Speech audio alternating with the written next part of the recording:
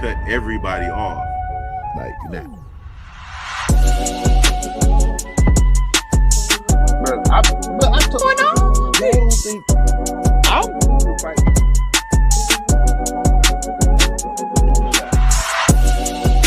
that's wild. Where are we coming up with these questions? Orgy going on? My man, he's a joke. She aged like cheese. You got Speak on it, brother. Speak on it. Practically become Bruce Wayne.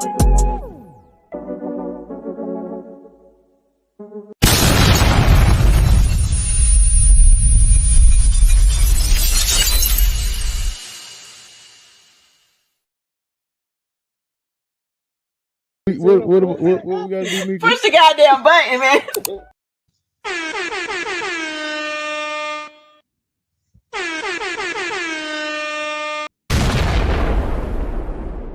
What up? What up? What up? What up? What's going on? What's happening?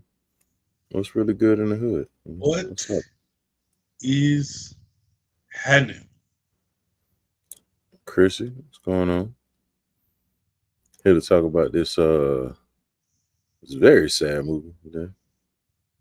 It got sadder as it went along. Like it didn't start off sad. As it went along, I was like, "Oh, this is dark. this is Like he need to mind his business. this is dark. This is one of them. Oh, okay. I should just you know what? I shouldn't even answer this phone call." But it got me thinking. Like I don't know. I ain't never really called 911 like that before. But if I call 911 and I got one of them people in this movie, boy, what's that? Don't even worry about it. Yeah, you might well just go ahead and just just jump because apparently nobody cares. There was so many nonchalant people in this movie. Anyway, before we dive into the movie, we're gonna go ahead and introduce the show. What's up, everybody? We'd like to welcome you to another episode of the Popcorn in Your Beard podcast. I'm your host, Rashad, aka Laquarius Earl Nickelpenny. Hurry up, Scotty. And last but not least, I am the King MOE, aka LaJarvis Quintavion Bibblestein.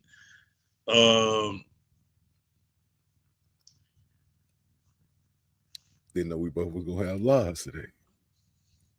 Hey man, hey, you feel me? Mm-hmm. I was angry with everyone in this movie. Nobody was moving fast enough. Buddy said, "Man, I crashed on my bike and hurt my knee like Peter Griffin." He said, "Brother, call back. Like, you don't have time for this petty ass shit. Half of the world is on fire, and you called 911 because you call fell the off ambulance. your bike. Call the ambulance. Come on, now, dog. I fell off my bike. Call the ambulance." I fell off my bike like Peter Griffin. I need help. Yeah, you do, just not for me. Yeah, a lot of this movie made me mad. But Jake Gyllenhaal, ladies and gentlemen. Anyway, Yeah, because that's the whole cast. Yeah, so they do a lot of these movies where it's like a claustrophobic type feel. Whole bunch of shit going on all at the same time. Yeah, but it's only like one person. Which, I mean, the wildfires in Los Angeles, a lot of the movie made sense in the sense that everybody needs help, but there isn't enough people to be everywhere at the same time. So it's like the LAPD communications is getting in touch with people at dispatch. The people at dispatch is trying to get in touch with the people that's on the ground. The people on the ground is saying, "Bruh, I'm up to here in phone calls. I can only do so much." And it's just pandemonium. So in that sense, I get it. Like, that is a terrible. It sucks that so much is going on all at once. Thanks. Because everybody needs something. You feel me? So you sympathize with that aspect of the movie, and then Joe. Yeah. Okay. Let me read this, and Joe. then we'll jump into Joe Baylor. The Guilty 2021 unfolds over the course of one tense night in Los Angeles. Joe Baylor, played by Jake Gyllenhaal, is a police officer temporarily assigned to a 911 dispatch desk. He's frustrated, restless, and on edge, distracted by a personal and professional trouble. During a routine shift, Joe answers a call from a woman named Emily, who appears to be in grave danger. Speaking in code, she reveals she's been abducted by her ex-husband, and he trapped her in a moving vehicle. With little information and no ability to leave the call center, Joe must use only his phone and instincts to track the situation. As the night unfolds, Joe makes a frantic call to highway patrol officers, colleagues, and even Emily's young daughter. But the more he digs, the more complicated the situation becomes. His own anger, guilt, and past misconduct clouds his judgment, leading him to make rash decisions like breaking into somebody's house, which is absolutely illegal. Um, the thriller ratchets up tensions through phone calls and sound design, pulling viewers deeper into Joe's psyche as he loses control. By the end, Joe is forced to confront not just the truth of Emily's case, but also the weight of his own actions and failures. It's a tightly wound, character driven story where the real battlefield isn't outside, it's inside one man's conscience. Yeah, yeah, pretty much. Yeah. This movie, like when you watch it, you like, oh man, I hope he catch her. And then you realize what happens, and you like, uh, Plot twist. uh, Because bro, that part people was say like, that. look, that was the Ice Cube part. It was you. It was the whole time, It was you. the whole time. Yeah, Uh yeah. yeah, I drew a lot of comparisons from that movie to this one in the Hmm. same sense that the camera crew only had to shoot the office, the Yeah. whole movie. Hmm. Like there's only one like outside scene, and that's where the police are like it's like a squad car scene where they're When they pulling pulled up on over the the van van. that he was looking for and it ended up being the wrong van. Right. Right. Other than like the overhead drone shots of the LA wildfires in the beginning with all of the random phone calls, the random distress calls, 911 calls, that's Right. kind of setting up the temperature of the movie. Right. But then it does this as soon as you get to Joe's desk because he's the worst. You know what? Being a 911 operator, first of all, he worked in the field, Hmm. but because he had a court date coming up, they said, we're just going to stick you at this desk in the call center for the time being. Right. And you're going to work communications. And to to have somebody on that line on the other side of that phone with an Hmm. attitude. Oh yeah, the way he had one, yeah, I'm hanging up. Don't even worry about it. And then you get the Like, same operator every time you uh, call back. So it's like the people calling you with attitude, you're trying to help them with attitude. hmm. You giving Manny attitude for no reason. Hmm. Hmm.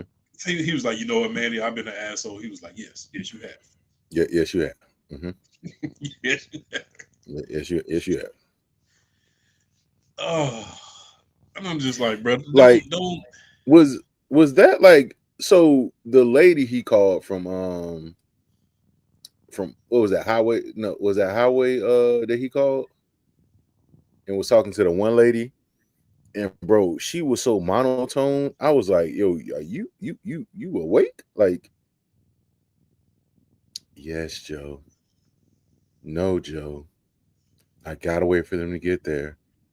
I can't do anything, Joe. I hear you, Joe. Joe, what do you want me to do? I'm like, hey, yo, wake up. You need some coffee? You need some something? Was it the? Because let me see. He called Highway Patrol. He called his homeboy Rick. He It might have called. been Highway Patrol then. He had another person. He called him Sarge. But the only women I remember him talking to, I think it was when he sent somebody to do the wellness check on the kids. Then it was a male and a female.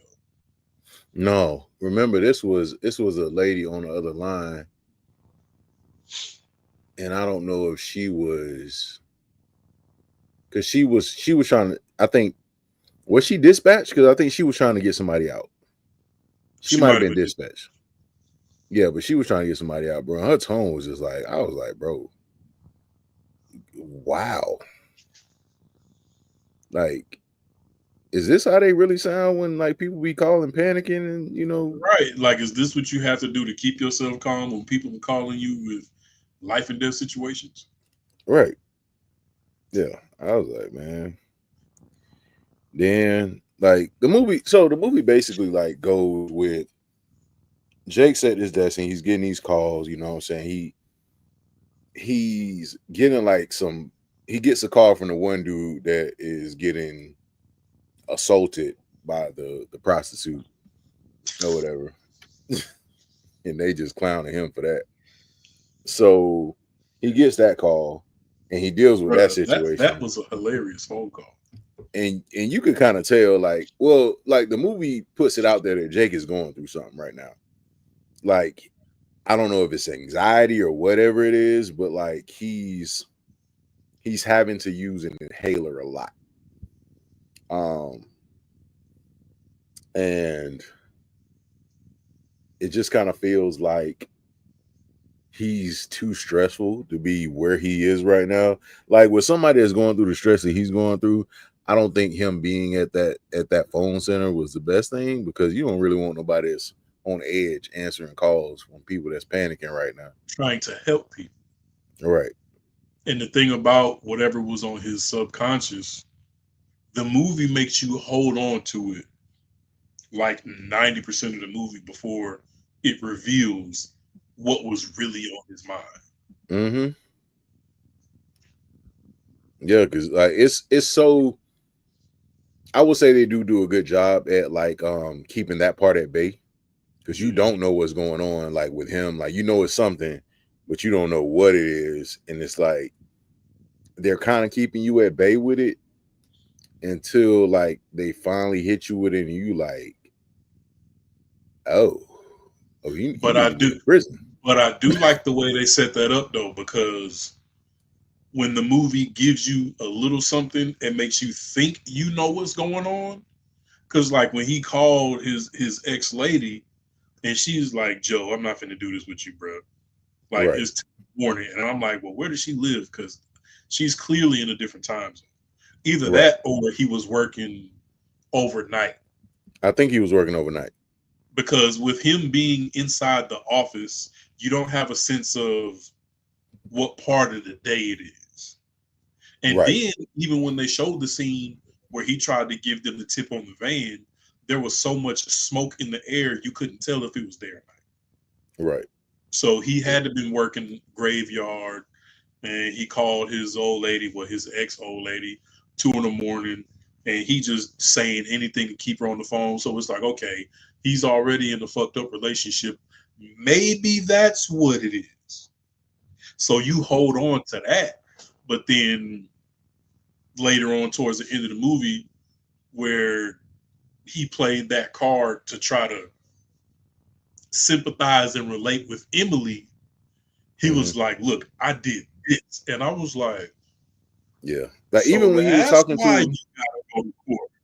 even when he was talking to his homeboy, and he was like, "Hey man, did the feds come talk to you?" He's like, "Yeah, they came and talked to me. The one reporter lady keeps calling him, and you just like, well, dang, Joe, what did you do? Like, what You did you feel do?" me? And it's like everybody in the office know he did something, and they're like, "Yeah, man, you know what I'm saying, everything gonna be okay, everything will be copacetic." And then it's like when he reveals what he did, you like, no, I'm pretty sure he going to jail. Pretty Yeah, sure he's going to jail because, for one, this call is being recorded.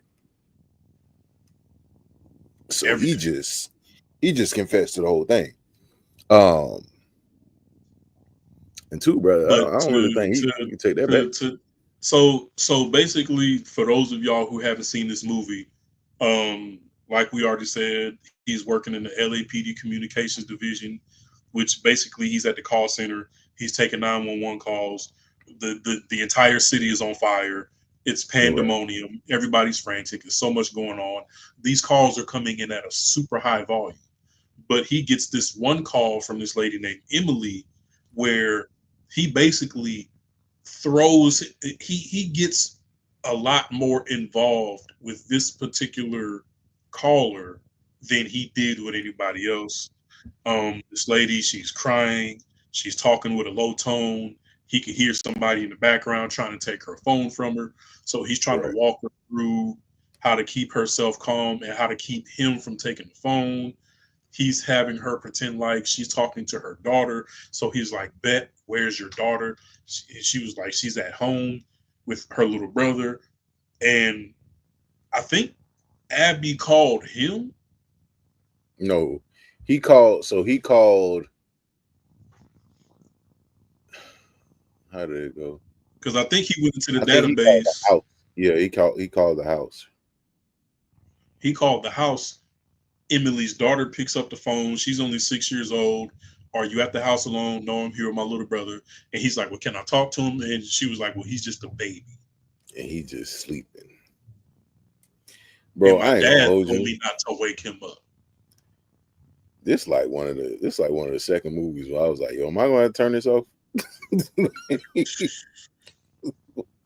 Because when the police got in there and they were like, where's your little brother? And he was like, oh, he back there asleep. And he was like, Well, well, why you first, got blood on your shirt? first I right, said, oh no. there was like, Joe, Abby got blood on her shirt. What you mean she got blood on her shirt? And then he was like, yo, find Oliver. Her little brother's Mm-mm. named Oliver. And then it's to the point where they're no longer talking to Joe. Joe is just overhearing them stressing the fuck out in the background saying, well, check to make sure he's breathing. Right, We gotta get him to the hospital ASAP. right. And it's like, and the the the notion that the movie feeds you in that moment is, I think Abby did something to Oliver. At least that's I, how, I, because so there's blood on so there's blood on the floor. She got blood on her, and there's blood in Oliver's room. right. And if Oliver is like a infant, and we know infants be crying all the time. That's the only way they know how to communicate. Mm-hmm. So the fact that we didn't hear the baby cry at all, and then they go into the Right. room, oh shit, make sure he's still breathing. It's like either her dad did something before he abducted his ex-wife, or Mm-hmm. Abby did something. So the only so I would say there was a moment where I was like, yo, did Emily do something to the baby? Like do something to protect, the baby from like him and like something like I started thinking that and it wasn't like, oh, I thought she hurt the baby. No. That didn't come until she started talking about worms and stuff. I was like, no, Snake. snakes. But And I ain't up gonna to lie, but I but up to reacted the this same point, way that Joe reacted. right? Said, But up to this point, the only thing that you have is Emily's been abducted, her kids is at the house unsupervised, and mm-hmm, Henry is the bad guy. mm-hmm, That's all you get from the movie. Henry is the right, bad guy. And then right. Abby says, well, the knife scared Oliver. So now Joe is like, wait, hold up. I mean, What Jake, knife? Joe, knife. So then, you know what I'm saying? Dispatch finally gets there. They're frantic. Make sure Oliver's still breathing. We got to get him to the hospital now. Shit just hit the fan. Mm-hmm.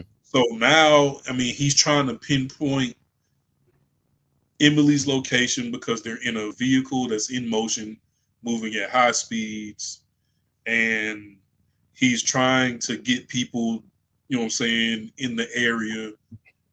He she was like, it's a now initially when the communication started, he said, look, I'm going to ask you a series of questions. I only want you to give me yes or no answers.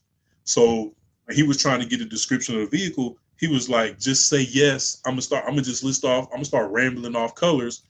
Say yes, or say, he told her to say something when he color.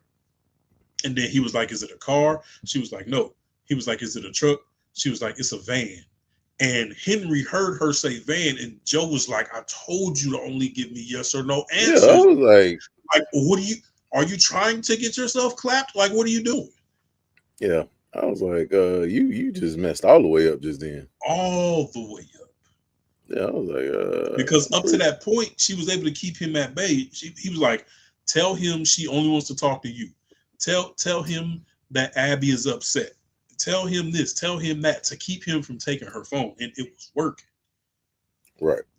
Then it's like he starts screening all these other calls because now he is so invested in Right. Emily and Abby and Oliver.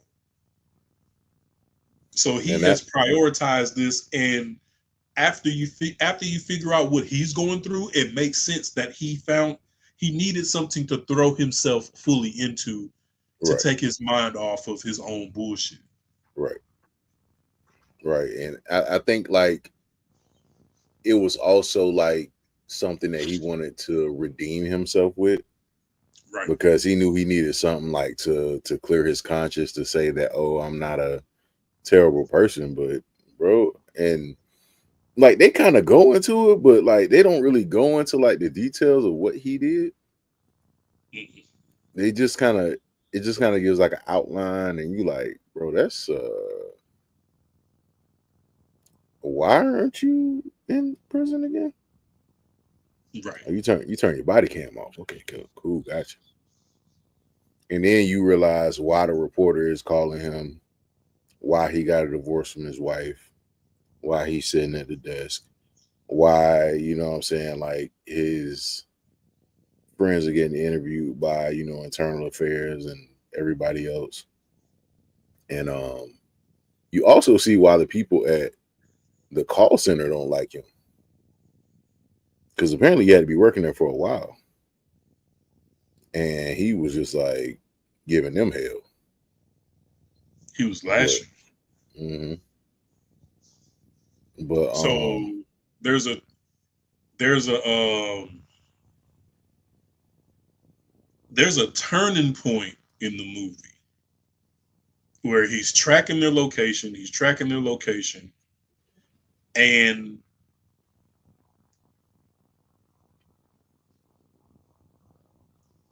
he notices that they stopped at a like a rehabilitation center or some shit. right, And throughout the phone calls that he was having with Emily, she would say, "They're going to lock me up. They're going to lock me up." And he's like, "Your ex-husband was the one who abducted you. Your ex-husband is the reason why you got a 6-year-old and an infant baby at home unsupervised. hmm What the fuck they gonna lock you up for?" So now Joe no longer likes Henry personally. like, yeah, oh, like he wants He to like he has box. thrown his professionalism out the door. So he's like, Emily, what do you see in the back of that van? He was like, he got a box of bricks back here. He was like, that, grab one. If the vehicle stops and you can hear him walking around to the back of the van, when he opens the door, I want you to hit him in his head with the brick as hard as you can, because he deserves it. hmm He deserves it. hmm Come to find out, He did not deserve Henry, it. He did not deserve it. drastic times come for resort to drastic measures. This man had to basically hogtie Emily so that he could force her into rehabilitation to get Mhm. her help.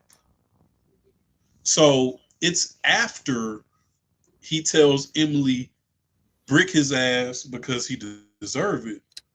I forgot what the turning point. Oh, is when she said something about she had to remove the snakes from Oliver. And he was like, what are you Mhm. talking? You know what So snake? so then in his head now he's doing the math. Oh, I sent people to your house. They found blood in the kitchen, blood on Abby, blood in Mhm. Oliver's room. Oliver hasn't Mhm. made a sound the entire time The entire that my time. fellow officers was in the house. You talking about removing snakes from Oliver, and I Mm-mm. just told you to hit that nigga with a brick? Mm-mm. Oh no, it was you. The whole time. He trying to take you to rehab. It was you. The whole time. I almost had you clap this man, and he's innocent. So now, this whole time he been trying to be the superhero for Abby.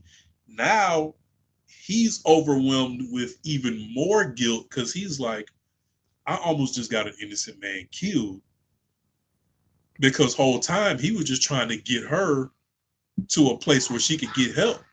And he Right. asked, he was, and when he called Henry on his personal line, and was like, bro, why didn't you just get her help? He was like, we tried social workers, doctors, nurses, uh, uh like I went to every extent that I could think of.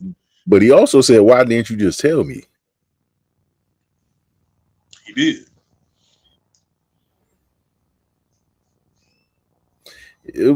Yeah, yeah. That's kind of he rushed in, didn't even what I'm saying, he didn't even think about it. Yeah. He did turn into Captain Save-A-Ho too, because at one point Emily was like, you know what, I like you, Joe. He was like, yeah, I like you too, Emily. Nigga, no, you don't. She was like, you wanna come to SeaWorld with us or wherever they would go And then her whole tone changed. to see the sharks. I It's said, like it's like she went from frantic to like super calm, like serial killer kind of vibe. and I think that's when I started to be like, yo, I think Emily did something to the baby. Cause yeah, she got way too calm. Usually, like when somebody's going through something mentally or like they mentally like that, that's when they start talking like that. So And the snake the snake thing is still confusing as shit to me. Like I don't know I don't know what that means. I mean, I guess she just started. She was having like hallucinations, maybe, or something like that.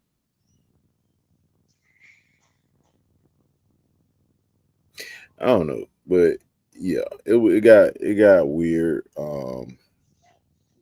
It wasn't. This wasn't a very long movie. I think it was on like an hour and 30 minutes or something like that. But once he figures out what's going on, he calls dispatch again, and he calls Emily again, and Emily is sitting on top of a bridge or something like that, It had to be and like a overpass or some shit like like that. an overpass. Because Yeah. he was like, "Where are you at?" Because I could hear cars. She was like, "They're Hmm. down below," and I was like, "She about to She about unalive herself. Yeah, she about to jump." she about to jump. But then he got on the And that's when line. that's when he confessed everything. Right, because I feel like in that moment he felt like she was in a position to do something irrational. And then he said, I killed somebody. let me see what cards I got in my hand. I caught a body. I killed somebody. But in my head at this point, I'm like, Emily is so crazy, nigga. She don't care. Yeah. You think opening up to her is going to help her sympathize with you? Nigga, she don't care. But getting the calls from the journalists at the LA Times, him having the attitude, his ex-wife being like, I don't want to kick it with you, I don't want to skate with you. You called at 3 a.m. to talk to your daughter and you know she's asleep. Like, hey, bro, chill out. And then he confesses, I killed the guy. Well, he was like, I killed the boy. Well, not necessarily a boy. He was 19, but he did something to hurt somebody, and I just wanted to punish him for it. And clapped. Right. So this is when the movie shows you that the reason why he was in communication with his homeboy Rick as much as he was because Rick was supposed to testify in court on Joe's behalf to keep him from going to jail or to give him like minimal time or whatever. So he has a moment of like I can't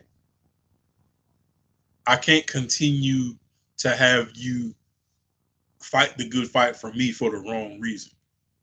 Right. So he breaks down in the stall, and he didn't even flush the toilet after he threw up in it. That shit was disgusting. I'm not gonna hold you. Yeah. But he was like, "Hey, bro, just tell him what you saw, bro. Tell him the truth. Like, is whatever. You ain't gonna see your daughter for 8 years." The fact that he tried so hard, the fact that he tried so hard to squeeze a drop of water out of his face in that scene and couldn't.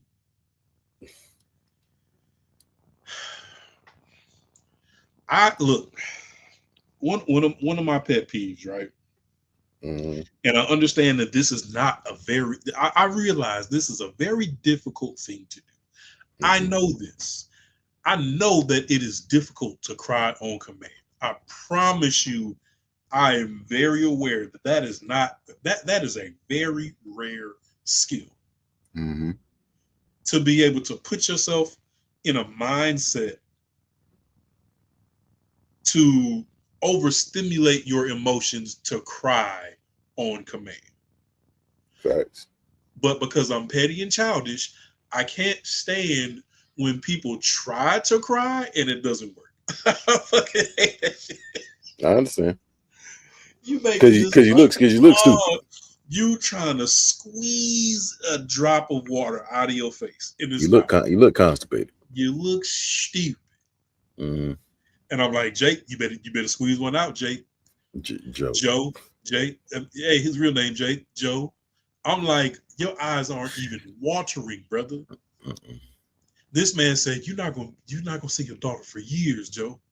He tried to squeeze one out again, couldn't do it. I'm just like, brother, like the director just should have threw some water on you and been like, action. Do something. Yeah. He was like, it's all right, bro. It's cool. Then he called Catherine back and was like, all right, man, I'm ready to talk. Yep. And then that's when it all came out. So it puts his attitude and the way he was moving into perspective. This why your ex-wife left you. This why you got stuck behind the desk, because you feel me? Cut an onion. Do something. Damn. But I mean, I'm not gonna lie, this was a solid movie though. I feel like if you needed a solid like background situation, being a part of LAPD during one of the worst times in the state of California, I feel like that backdrop was perfect. You know what I'm saying? Because you trying to you trying to play checkers and chess with dispatch and with the with the officers you got in the field, because it's so much shit going on. It is a lot going on. You know what I'm saying? Like, you got all of this going on. Mm-hmm. You can't even get helicopter support to find people because it's like the skies are too fucked up. Like, it's too much smoke. The visibility is super low. We can't even risk putting people in the air right now. Right. I couldn't imagine being law enforcement during a situation like this because you have no control over it. It's not crime. You know what I'm saying? It's not the people. It's this is so in a lot of professions, when you have situations that can take place of this magnitude, they call them an act of God, where it's like, this is something that can happen at a moment's notice, and there's nothing we can do about it. We just have to do our best to deal with it. Right. So all of this going on, you trying to get people in places to help other people. You got your own shit going on. It's affecting the way you do your job. Then you get hit with this, and it's like, and Antoine, I don't know how you say his last name. He did a good job on this. What is it, Antoine? I think it's Antoine Fuqua. Fuqua, yeah. I said, yeah, I fucks with this. Yeah, it was pretty solid. It's actually a remake of a 2018 movie. No word. Yeah, it's I forgot I think it's Swedish or something like that. Yeah, Danish. Yeah, What kind of 2018. You talking about the country or the pastry? The country bit of the country. Oh, okay. My bad. It's okay. It's okay. Hang on a second. But yeah. But nah, Antoine Fuqua is he's a cool director. Yeah, I think he got more hits than misses. Yeah, this was a decent, like I said, thriller. It really got intense, man. It's like you don't really know where this movie is going until it gets there. Like, I think that was the best part of it. Like, you really didn't know that this movie was going there until it got there, and then when it gets there, you're like, bro, wait, what? I like how, and like, that's when you almost to the end of the movie.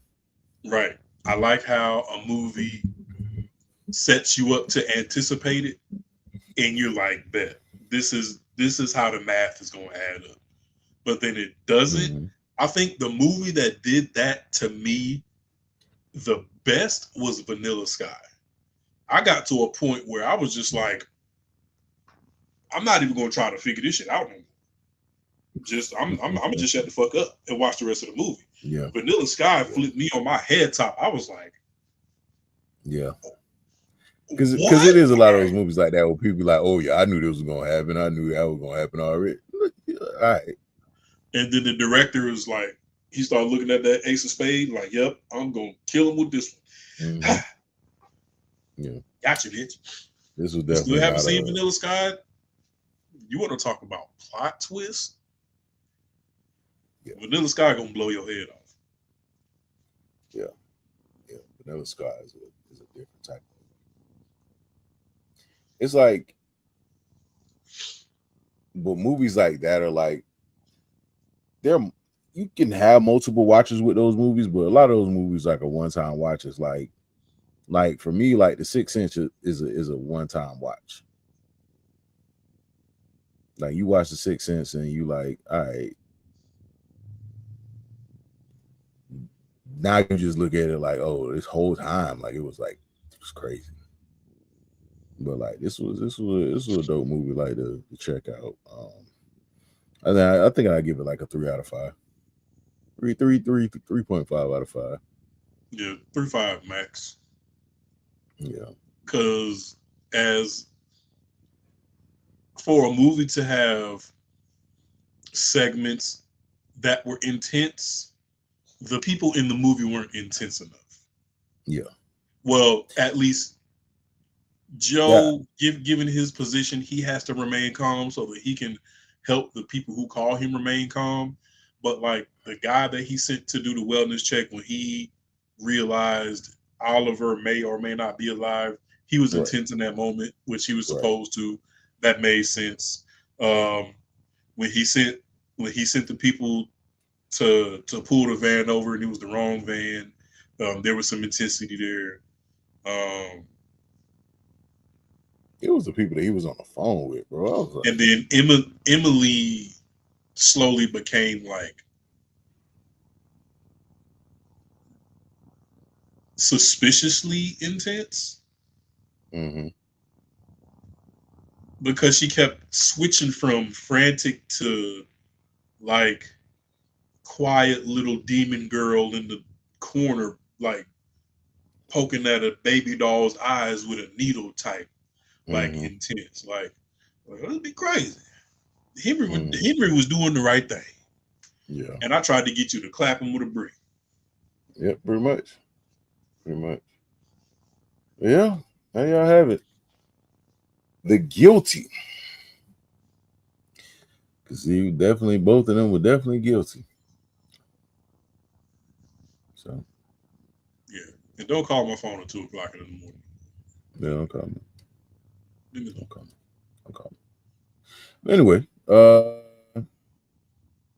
figure out what we're gonna do for Tuesday. We'll get back with y'all on that. But if you like this movie, go ahead and make sure you leave a comment. Don't forget to like, share, and subscribe. Tell your mama them. Tell your mama. Tell them.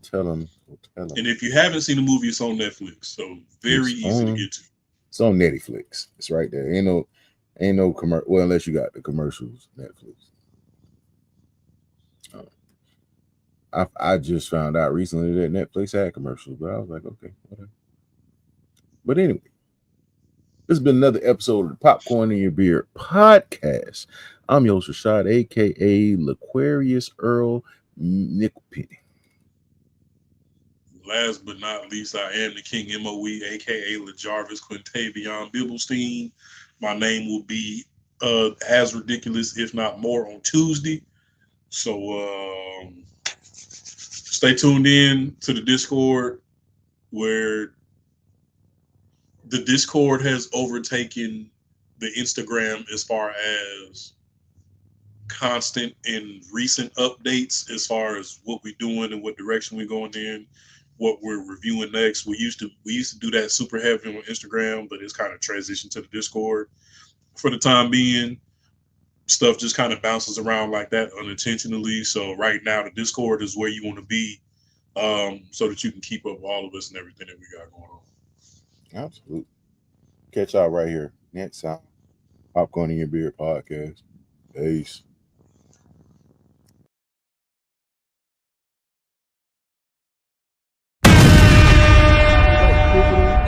Before to cut everybody off like that. I don't think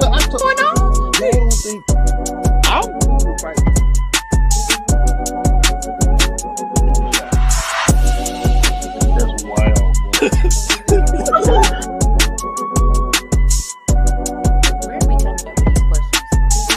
Orgy going on?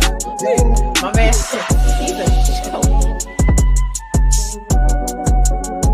She aged like cheese. Speak on it, brother. Speak on it. Practically become Bruce Wayne.